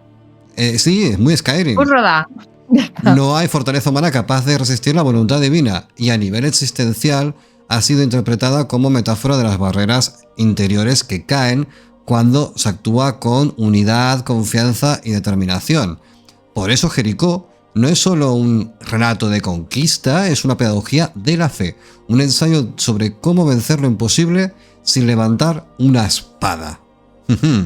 Desde el punto de vista histórico, la arqueología ha planteado serias dudas sobre el relato de Jericó, sorpresa para nadie. Las ruinas excavadas no coinciden exactamente con la cronología bíblica y muchos estudiosos consideran que el relato responde más a una necesidad teológica y nacional que a una descripción literal de los hechos. Es decir, nadie fue allí a soplar, como en el cuento de los 3 cerditos, y las murallas se cayeron. O sea, sorpresa para quién. En otras palabras, Jericó cae en el texto para justificar, consolidar y sacralizar la presencia de Israel en la tierra prometida. Sea como fuere, su fuerza narrativa permanece intacta, porque aunque el dato arqueológico flaquee, la estructura simbólica sigue funcionando. La muralla que cae es más que piedra, es la frontera y el miedo y el obstáculo vencido. Además, hay un elemento musical que no conviene pasar por alto: las trompetas de cuerno de carnero, los shofarim. No son simples instrumentos, son llamados sagrados. Mi padre tenía llamados uno en casa. Tenía uno. Yo tenía un shofarim. Nunca lo pude hacer, sí, porque mi padre tenía de todo. Iba a decir que era un gilipollas, pero es que aparte de gilipollas tenía un montón de cosas de ese estilo. Y cuando quise hacerlo soplar, la verdad es que bueno, vosotros celebrabais los sábados, ¿no? No. ¿No? No. El tema de mi padre es un sincretismo un poco extraño que algún día os comentaré más en profundidad, pero no today. Continúa. Ah, vale. Que yo sí he tocado cuernos, no de cabra, pero sí de vaca. Es que es complicado, hay que poner la boca de una manera muy determinada para que el sonido pueda reproducirse, pero yo sí los he tocado. El caso es que estos llamados sagrados se tocan en festividades religiosas, en conmemoraciones, en momentos de crisis espirituales, y que sean ellos los encargados de anunciar la caída de Jericó añade esa capa ritual al evento. No es una alarma de guerra, no es una llamada a la guerra, es un acto de consagración. La ciudad no cae por destrucción, como has dicho tú, cae por proclamación. Que te caigas. Y el grito del pueblo no es solo una exclamación, sino una afirmación colectiva de destino. La palabra precede a la conquista, una vez más el verbo antes que la acción. Y si la historia tiene ecos universales, es porque su estructura nos favorece. Toda comunidad que enfrenta a un obstáculo insuperable puede verse en el pueblo que rodea la ciudad, en silencio. Todo individuo que guarda una fe persistente, en base a lo que hemos estado hablando esta noche, incluso cuando no ve resultados inmediatos, puede reconocerse en esas vueltas aparentemente inútiles alrededor de la ciudad. Toda vez que una estructura sólida, injusta o vieja se derrumba de forma inesperada, la historia de Jericó vuelve a sonar. Y hemos acabado por esta noche con esta primera aproximación al Antiguo Testamento. Nos hemos dejado un montón de cosas por el camino. A lo mejor algún día hacemos otro del Antiguo Testamento hablando de Noé, hablando de Moisés, hablando de Caín y Abel, en fin, los que nos hemos dejado por el camino. Pero la gente como yo siempre se plantea que si tienes un hijo lo llames Caín. Yo me lo planteé seriamente, llamarle Caín. Esto me recuerda que en Uganda creo que hay un político que se llama Adolf Hitler, porque creo que es Uganda, buscadlo, porque Adolf Hitler, político de África, porque su padre escuchó campanadas de que había un político por ahí que hacía cosas y claro, no supo toda la historia. El hombre le puso a su hijo Adolf Hitler y hay o un país o una ciudad que tiene de dirigente a Adolf Hitler. Yo tenía en el archivo, yo trabajé durante mucho tiempo en el archivo de historias clínicas de un hospital y teníamos un Brian Stalin de nombre. Todo bien, por ahí. A ver, y por eso nos expulsaron del paraíso. Por ese tipo de mierdas, ¿vale? Es lo que hay, es lo que tiene. Sí. Pero quiero abordar un tema antes de pasar a asuntos del cometa, que es una cosa que quería comentar y que me gustaría que la gente en los comentarios participara. A ver, si partimos de la base, bueno, ¿por qué, mejor dicho, las obras distópicas dan tanto miedo? Como La carretera, por ejemplo. Si partimos de la base de que la sociedad, cuando no existía una ley real, una ley que realmente protegiera al ciudadano, tal y como la entendemos, tal y como la concebimos a día de hoy, bajo lo que es un sistema de bienestar general. Si a la gente tenías que meterle miedo a punta pala para que no robaran, no mataran, no violaran, etcétera, etcétera, etcétera, ¿vale? Bien, lo consigues. Adoctrinas a la población y generas un sistema de control a través de tabús, a través de elementos morales e incluso filosóficos, ¿no? Digamos que hasta tus pensadores más avanzados, adoctrinados bajo tu sistema, acaban concibiendo el progreso de la civilización, si entendemos esto como un conjunto occidental, a través de la visión de Dios, como canalizador. Es decir que, oye, has conseguido un sistema que poco a poco se va haciendo más elástico, al punto presente en el cual la creencia en Dios es voluntaria y la creencia en la Biblia también, al igual que la Iglesia, es voluntaria, ¿vale? No es no es una opción impuesta. No es una imposición, no me sale la palabra. No es una imposición como hace 50 años, ¿quieres decir? Correcto, sí, efectivamente. Entonces, a lo que voy es que si has hecho todo hemos tardado, este arco de personaje como existencia humana, en el cual hemos alcanzado un albedrío verdadero, ya no hay dogmas que determinan. Culturalmente sí que tenemos un montón de sesgos que aún están arraigados en tabús morales y cosas por el estilo que provienen de un acervo puramente cristiano y católico, generalmente, ¿vale? Pero si se va todo a la mierda, es decir, hemos llegado a un punto en el cual el libre albedrío ya es total, pero si se va todo a la mierda, si apareces en la carretera,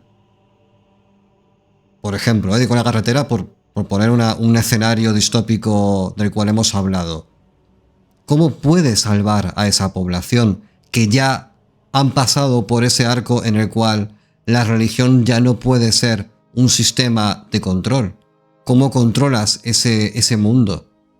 Creo que en buena medida el hecho de que la religión ya no ejerza el poder de someter a la población a un control, es decir, ha superado esa barrera, pero ahora tu sistema de legislación se va a la mierda y no tienes ni ley ni Dios. ¿Qué te queda? ¿Cómo gestionas? La moral, la empatía. La empatía. Te queda la empatía humana. De lo que nunca debimos salir. No hagas a los demás lo que no quieras que te hagan a ti. La empatía moral. La empatía siempre ha estado ahí. Empatía. Pero la empatía siempre ha estado ahí, desde el principio. Es que a mi modo de ver, no sería necesario ninguna de estas leyes autoimpuestas más que la de el civismo y la convivencia. Vale, sí. ¿Y cómo consigues eso? Pues a través de educación. Ciertamente, te voy a decir que si nos encontramos en un escenario como la carretera, es que corra, o sea, porque vamos... Vale, pero no vayamos a la carretera, vamos a irnos a cualquier sitio demasiado lejos de elementos civilizatorios, como puede ser, por ejemplo, una tierra de nadie en un campo de batalla, en un frente de guerra, o en los sitios más oscuros y profundos de la Tierra actualmente, que puede ser cualquier sitio, supongamos, no sé, conflictos en África, Gaza, el frente ruso-ucraniano, lugares en los que la legislación civilizatoria ha ido perdiendo fuerza. Es que no queda otra. Es que la empatía es la única salvación de la humanidad. La empatía siempre ha estado ahí y no ha sido suficiente. Entonces, ¿por qué va a ser suficiente después? Porque no ha sido suficiente porque no ha habido porque no ha habido precisamente esta convivencia en la que, más allá de la legislación, en la que te pueden pillar o no te pueden pillar, y más allá de que ya nadie se rige por las normas cristianas como dogma, algunas personas sí, pero me refiero con no. O sea, vamos a ver, para que la empatía fluya debe haber un bienestar social. Entonces, para que el bienestar social se consigue a través de una educación.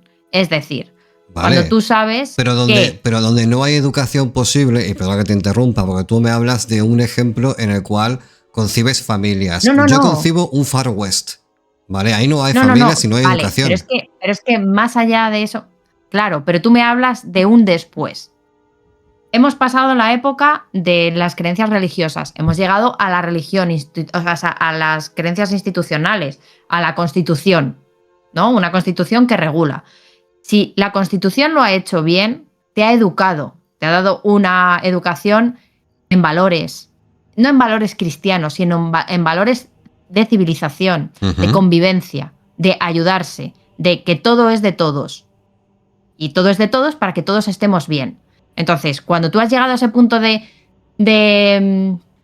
educación, es verdad que pueden darse casos muy extremos, pero en principio se podría vivir sin una legislación si tienes a una población suficientemente educada. Bueno, yo invito a la gente a comentar en iVoox, en YouTube, a ver qué opináis sobre todo esto. Yo he dejado mi punto de vista, también Diana, y con esto pasamos, damas y caballeros, a Asuntos del Cometa. Sí, Asuntos del Cometa, tenemos hoy que anunciar el ganador del certamen de microrelatos, si no recuerdo mal, el 47, el 47º, ¿vale? Que ahora enseguida leeremos el cuento y luego anunciaremos al ganador. Y finalmente, no, esto va a ser al final, mejor dicho. Antes lo que haremos será leer los comentarios de iVoox y YouTube, pero incluso antes de eso, y con esto arrancamos Asuntos del Cometa, os voy a hablar de Señora de los Caídos, que ya podéis comprar en librerías, en la página de Transbordador. Ya hay algunas reseñas dando vueltas por ahí. Hoy leía una reseña de Señora de los Caídos que la ponen bastante bien, y no es porque la haya escrito yo, me pone muy contento. La ponen verdad, como si no lo hubiera escrito él, como si no supiera lo buena que es, la madre que lo parió. Me he quedado muy contento, entonces os invito a conocerla. La tenéis para comprar en la Casa del Libro, en el Transbordador. Están todas las distribuidoras y páginas online de libros por ahí. Y está también en Gilgamesh, está en Gilgamesh. Gilgamesh, no Gilgamesh, eso es la Popeya, que Tolión luego nos pega un carchot. Bueno, Señora de los Caídos, para quien no lo sepa, es una... Que por cierto, a lo mejor en Gilgamesh hacemos un algo dentro de unos meses. Ya veremos cuándo. Cuando llegue el día de la fecha, os convocaremos para que asistáis si lo consideráis pertinente. El caso es que Señora de los Caídos es una novela que discurre por el infierno, ¿vale? En toda su vasta extensión, pero un infierno moderno y que tiene mucha relación con los temas que hemos hablado esta noche. De la moral, de las metáforas narrativas como grandes esculpidoras del pensamiento humano y elementos también nacidos de el puro fantástico más disfrutón. Así que, Señor de los Caídos, ahí está. Dicho lo cual, ¿qué prefieres? ¿Leemos comentarios primero y luego micro? Primero comentarios. Pues vamos allá. Esta es la sección de Diana que inicié yo, pero me hizo una OPA hostil, así que yo ahora mismo contemplaré sus labios mientras habla. Qué bonito te has quedado. Gracias. Bueno, nuestro último programa fue el horror cósmico en la obra de Stephen King. Leímos 3 cuentos, La niebla, el hombre del cortador de césped y La expedición, todas de ellas que pueden calificarse como horror cósmico. Y de ella vamos a leer los siguientes comentarios. Nos dice Víctor Escudero: otro programa que dejo a medias. La culpa no es vuestra, sino de mi juventud desaprovechada. Quise no ser nerd e ir con los populares y aquí me encuentro poniendo al cometa en eterno diferido. Por lo menos leí 11 minutos de Coelho, El Código Da Vinci de Dan Brown y Deja que te cuente de Jorge Bucay. Bueno, y los 6 primeros de La Torre Oscura. Que a lo mejor cuando hagamos el de La Torre Oscura, si no te has leído el 7º, tampoco puedes escuchártelo. Por favor, Víctor, por favor, haz los deberes. Nos dice Estrella Polar: me ha encantado el programa. Stephen King es de mis escritores favoritos. Si me atrincheras en el Mercadona, me quedaría en el pasillo de galletas, magdalenas y chocolates. No hay mejor opción. Yo voy contigo, yo voy contigo. Eso te iba a decir, yo voy contigo con las magdalenas a saco. Escucha, yo pasaría antes por el de los quesitos. Oh. Nos dice, este comentario había pensado no leerlo, pero lo voy a leer. Dice Akenator: me gustaría que dejaras hablar a la compañera. Por otro lado, el concepto de tema de clases eternas no euclidianas para alguien que debiera pagártelas no es muy reconfortante. Vamos a la primera parte. Me gustaría que dejaras hablar a la compañera. Y otras hierbas del estilo. Nosotros nos interrumpimos, hablamos, conversamos. ¿Por qué? Porque son temas que nos apasionan y al final los dos tenemos nuestro punto de vista, en el que normalmente coincidimos, pero no dejamos de querer darnos nuestra opinión el uno al otro y también a vosotros. La compañera habla cuando le da la gana. Si este hombre le tengo yo a mi merced totalmente. O sea, no os agobiéis por nuestras bromas porque estamos muy contentos el uno con el otro a pesar de los pesares. Vete pidiéndome la pizza, por favor. Sí, estoy mirando. Nos dice JR del Río, gran programa, ¿cómo me tienen acostumbrado? Leí los relatos de este, casi un ejercicio de locura, como adaptación cinematográfica, que no tuvo nada que ver más allá del título, es verdad. The Mist, como dijo Álvaro, es más novelet que relato, pero es excelente y aún más excelente, por extraño que sea, su adaptación al cine de Frank Darabont, con el final que me dejó hecho pedazos. Sí. Efectivamente, qué puta mierda de final. Más bueno. Susana Jiménez no creo que lea más allá de libros de autoayuda y de esos los resúmenes. O sea, la gente quedó con la mente folladísima. No se esperaban que Susana Jiménez apareciera. No, sí, hay varios comentarios de eso. Me encanta, Nos gracias. dice Triple A, que espero que sea un juego. Pensaba que El cortador de césped era una adaptación libre y fofa de Flores para Algernon. A mí también me sonó, pero no. Dice Historias de Melk, que Darabont es un genio adaptando a King, y que por favor exige el programa de ensayo sobre la ceguera, una novela de zombies sin zombies, y que qué dinámica más chula tenemos los dos. Bueno, gracias y decir que, bueno, gran podcast de historia que podéis visitar de este caballero. Historias de Melk. Sí, que aparte he hecho hace poco un programa sobre la unidad 731 que está muy guapo. Así que os invitamos a que escuchéis Historias de Melk porque os va a encantar. Es un gran podcast. Acudid. Nos dice Yeudiel que muy buen programa y que lleva mucho tiempo siguiéndonos, pero que nunca lo había escrito y que hoy lo hace porque siente la obligación de manifestar su entusiasmo por un programa sobre la Torre Oscura, que es algo necesario. Un saludo afectuoso a Diana y a Álvaro y a toda la comunidad. Gracias. Primero Diana. Sí, bueno, a ver, eres el showman. El otro día cuando hicimos la presentación en Cuenca, creo que nos lo dijo nos lo dijo Rush, que es una de las socias de la librería, que dijo, tú eres el rock and roll y Álvaro es la data. Y yo me sentí un poco, bueno, así como Wikipedia, soy muy feo, pero vais a venir a preguntarme cosas, no os preocupéis. O sea, de todas las cosas que creo que eres, un poco brasas entre ellas, feo no. Gracias, gracias. Nos dice Antoñico la mierda en Tombed. Buen naming. Buen programa, por cierto, el término y lo que entiendo que la mayor influencia para el relato también, jaunt o jaunteo, viene de la maravillosa novela de Alfred Bester, Las estrellas, mi destino, originalmente publicada como Tiger, por el problema de Blake. Del que también tiene un relato Stephen King. Dice José Trujillo, me parece una falta de respeto cada vez que habláis de King. Álvaro se refiere a él como el cabezón de Maine, como si hubiese fuera de Maine alguien con más cabeza que él. Es el cabezón de América. Me parto el ojete, gracias. Gracias por hacerme feliz, coño, de verdad. Es maravilloso. Nos dice Kevin Velázquez, muy buenas, gente cometera, llevaba varios episodios sin pasarme por aquí. Mal. Así que lamento la tardanza, pero les congratulo por el éxito de Fantarquía, el lanzamiento de Dark Atlas, aunque pensar también en los pobres y que saquemos una versión para PS4, no sé si está en nuestra mano. Dice, postdata, Tim King, a ese ruso, ¿quién lo conoce? Oh, wow. Dice, postdata 2, para la juglar, yo. Sacad, por favor, el episodio de la Torre Oscura, que no te afecten las burlas y críticas del Aparicio. Que te hable de él, me parece... El Aparicio me parece maravilloso. Postdata 3, para el Aparicio. Me gustaría que desarrollaras un poco más lo de que la lectura se use como distracción, que mencionaste brevemente en tu soliloquio de 45 minutos sobre por qué no lees spoilers si no es mucha molestia. Otro día os pego la chapa. Es un tema que me interesa bastante, pero hoy no, que si no me mata Diana. Que se tiene que marchar dentro de... Hombre. Te quedan para acabar 10 minutos antes de que seas calabaza. Dice postdata 4.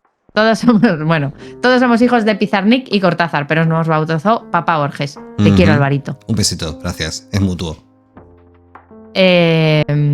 Dice Gato Cuántico que le parece acertadísima la opinión sobre la literatura y su valor, por encima de cualquier otro hobby, incluso sin importar especialmente el libro en concreto, menos los de Paulo Coelho. Dice que le gustan mucho nuestros libros, o sea, nuestros programas, pero cree que el mejor fue el programa de Omelas. Es verdad. Hombre, es que dice... pero es que Omelas, tío, es que mira, Omelas lo podríamos hacer los dos borrachos boca abajo, que iba a ser un programón igual. Hay veces que la canción se canta sola. Y en el caso de Omelas, da igual quien te lo cuente, cuando te lo cuentan, aunque sea un poquito bien, ya flipas. Es increíble. Nos dice también Ecos de Acero, totalmente de acuerdo con el speech final. Yo mismo me he reencontrado con la literatura tras el hartazgo ocasionado por la rueda de dopamina virtual a la que nos está sometiendo la deriva social. Comencé a percibir que mi habilidad para comunicarme con fluidez cada vez era más escasa. No encontraba las palabras que según qué ocasión y tenía dificultades para concentrarme y ordenar ideas.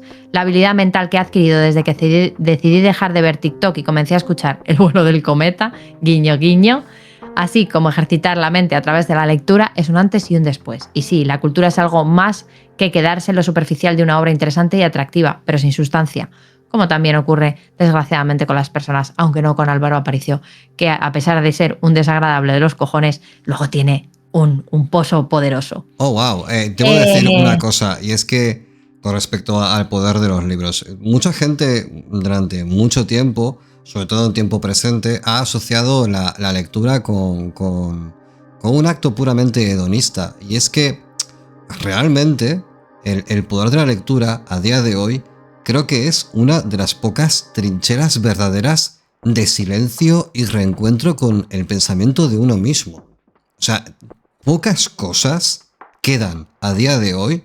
Creo que el núcleo duro de todo esto es la poesía, pero eso implica unas sensibilidades que si no tienes entrenadas quizás no disfrutes, como es mi caso, pero el ensayo, la filosofía, las novelas especulativas, incluso del propio Antiguo Testamento, cuando se lee con intención un poco más de desengranar el porqué y los cómo, siempre de forma muy poco académica, porque no es lo que somos. Creo que ahí es donde aún se preserva un poco quiénes somos, más allá del inmenso ruido que hay con TikToks, con Instagrams. Mira, yo llevo una temporada de retirada bastante grande en la cual me he quitado todas las redes sociales del móvil y me he quedado con las indispensables para poder comunicarme, porque de verdad, no solamente como creativo, sino como informático, hay un momento que tienes que decir, mira, hasta aquí, es que es insoportable. La cantidad de ruido que hay y la incapacidad que tenemos para centrarnos en una sola cosa es tan crítica que yo no sé cuál es la deriva de todo esto, pero no va a ser positiva, no puede ser positiva. Entonces el libro, hablar del libro y vivir ideas y conceptos súper complejos como Omelas a partir del libro, creo que es una trinchera que hay que defender con uñas y dientes. Perdón por el speech. Continúa. Ya, sí, vale. Ya está. Es que me he enfadado. Tengo que decir que a pesar de que estoy de acuerdo contigo, creo que este es un tema de mía, pedazo de taza. Es que es la que tenía limpia, joder, no la hago por otra cosa, es que es muy grande. Además es cierta, aparte de grande es realista. Pone, si no venís a YouTube, pone I'm the boss. Entonces es verdad. Es pero escucha, I am the boss, pero que no es mía esta taza, es que ni siquiera es mía. La he cogido prestada porque me hacía falta. Y porque cabe mucha agua igual, aquí dentro. No estoy totalmente de acuerdo con lo que decís, porque quiero que sepáis que en la mitología clásica los señores mayores también decían que la juventud se iba al carajo. Y aquí seguimos 3000 años después. No, es que fíjate que no hablo ya de la juventud. Hablo ya de la gente de nuestra edad. No, es que ya no voy a caer en ese discurso. Todos en general. No, pero ese discurso intergeneracional yo no lo comparto. Estoy totalmente de acuerdo contigo. Eso de que los jóvenes de ahora... No, los jóvenes de ahora son igual que los jóvenes de hace 2000 años. Es la misma batalla. La misma puta batalla. Pero la diferencia... No tendrían los mismos problemas. Tendrán otros, pero muy parecidos. El caso es que la conquista de Judea era, ¿sabes? un melón. Un melón por abrir. El caso es que aquí, ahora, en este momento, ya no es un tema generacional, es un tema transversal. El déficit de atención está instaurado incluso en la gente muy mayor, que las ves con el móvil, tiquití todo el día en el Facebook, comiéndose fakes, comiéndose temas de la IA. O sea, vivimos en una especie de realidad hiper distorsionada, en la cual, como no... Es que no me gusta lo que voy a tener que decir, porque estoy en contra de esto, pero como no se legisle de alguna manera esto, de verdad que lo que veo me parece muy negativo. ¿Dónde se les ha prohibido a los menores de 16 tener redes sociales? ¿En Finlandia? No lo sé. Por ahí, no sé. Sí, pero bueno, sí, total. en Australia, Nueva Zelanda, no me acuerdo, sí. Sí. Vamos a continuando con los comentarios de nuestro último programa en YouTube. Nos dice, me lo he quedado ya, una opa hostil también a Cacaorot. Nos dice, hola majos, hoy Álvaro ha estado especialmente viperino. Me he reído mucho. Vi la película de La Niebla en la vieja Canal Plus de casualidad y pese a su pinta de telefilm cutre, me quedé enganchado y me encantó. El final es genial y te deja con el culo roto. Jamás se me olvidará la cara de la rapada de Walking Dead a la que nadie quiso ayudar en buscar a sus hijos, mirar con cara de triunfante al protagonista en plan, en una película alternativa, yo soy la protagonista. Un abrazo. Un abrazo, Iger. ¿Cómo estás? ¿Qué tal? Nos dice Patricia Santiesteban que ella se quedaría en la zona de conservas y papel higiénico. Me parece muy bien. Y con esto hemos terminado y vamos a ir al relato ganador de la 47 edición de Microrelatos del Vuelo del Cometa. 47ª edición. ¿Lees primero y luego anunciamos al ganador o ganadora? Sí. Pues vamos allá. Dentro lectura. La certeza. Qué petardo eres, que te tengo una manía. Venga, otra vez. Dentro lectura. Vamos allá. La certeza de que aquel no era su hijo se tornó irrefutable antes de cumplir el primer mes. Sin duda alguna, el bebé rosado que pusieron sobre su cuerpo tras el parto había sido sustituido por otro. Aquel crío llorón y feo, que le hacía sangrar los pezones, en nada se parecía a su primogénito, que se durmió en sus brazos tras dar a luz, sumiéndola en un éxtasis de felicidad. Nadie la creyó, ni su madre ni su marido. Quisieron darle medicación y la obligaron a visitar a un loquero. No nacieron más niños esa noche, le decían una y otra vez. Ella sabía que no hubo más alumbramientos, no en ese hospital. Su hijo no fue sustituido por otro. Lo que habitaba bajo su mismo techo era, sin duda, el hijo de un troll. Conocía las viejas historias que se contaban en la cueva bajo la montaña. Allí llevó al pequeño una noche que nevaba. Permaneció allí, esperando que el troll viniera a reclamar a su vástago. El llanto resonó en la cueva durante horas. Cuando la policía llegó, lo encontraron callado, frío y rígido.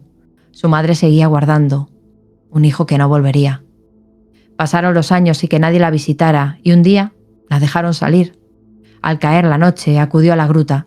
Frente a la roca en que había fenecido el bebé, una imponente figura permanecía acuclillada.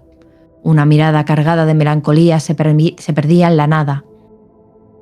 Antes de que saliera el sol, se marchó. Lo siguió, esperando encontrar al hijo que nunca volvería a abrazar. Sus huellas se perdieron en la niebla. Jamás hallaron su cuerpo. Buenísimo. Este cuento es de Alberto Nieto, a quien conoceréis como el Hierofanto Oscuro, tanto en Catábasis como también en muchos de los programas que hemos hecho en esta propia casa. Enhorabuena, es un pedazo de cuento. Y con esto cerramos por hoy, no sin antes comentar que en Cuentos de la Casa de la Bruja tenéis el capítulo 5 de Umbra, la audioserie que hemos producido en colaboración con los Cuentos de la Casa de la Bruja, Selecta Visión y Night Council Studio, equipo del cual formamos parte tanto Diana como yo, basado, por supuesto, toda la audioserie en los hechos previos al videojuego Dark Atlas Infernum, que está teniendo una acogida tremenda, a la gente le está encantando y estamos muy contentos. Bueno, normal porque tiene un curro de 3 pares de cojones, es una cosa increíble que llevo montando audio desde hace 1 mes y medio que me quiero morir, pero por lo demás estamos muy contentitos.